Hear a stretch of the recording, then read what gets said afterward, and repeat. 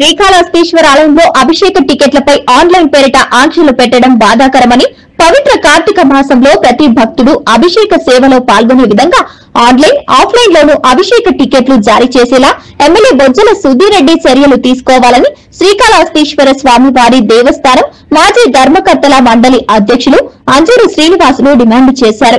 శివుడి అభిషేక ప్రియుడిగా పురాణాలు పేర్కొంటున్నాయని, పవిత్ర కార్తీక మాసంలో పరమేశ్వరునికి అభిషేకం చేస్తే ఎంతో పుణ్యఫలంగా భక్తులు భావిస్తారని, అలాంటి పవిత్ర కార్తీక మాసంలో అభిషేక టికెట్లు భక్తులకు అందరికీ లభించకపోవడం తగదన్నారు. ఆలయంలో అన్ని సేవలు, పూజలు ఆన్లైన్ లో పెట్టేటప్పుడు 1,40,00,000 వెచ్చించి ఎందుకు కౌంటర్లు ఏర్పాటు చేస్తున్నారని ప్రశ్నించారు. కార్తీక సోమవారం లోపల నిర్ణయాలు తీసుకుని అభిషేక సేవలు అధిక మంది భక్తులు ఉపయోగించుకునే విధంగా ఆన్లైన్ లోను, ఆఫ్లైన్ లోను జారీ చేసి 4 కాలాలలోనూ అభిషేక సేవలో భక్తులు పాల్గొని స్వామివారి కృపలో నోచుకునే విధంగా చర్యలు తీసుకోవాలని కోరారు. భక్తులందరూ కూడా ఈ కార్తీక మాసంలో అభిషేకాలు చేసుకోవాలని ఆలోచన అందరికీ ఉంటుంది. ఇతర ప్రాంతాల నుంచి కూడా అనేక మంది నిరుపేద భక్తులు, స్మార్ట్ ఫోన్ అనేది తెలియని భక్తులు చాలా మంది ఉంటారు.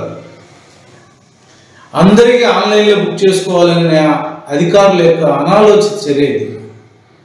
ఆన్లైన్ ఏర్పాటు చేయొచ్చు, 25 టికెట్లకే పరిమితం కూడా చేయకూడదు.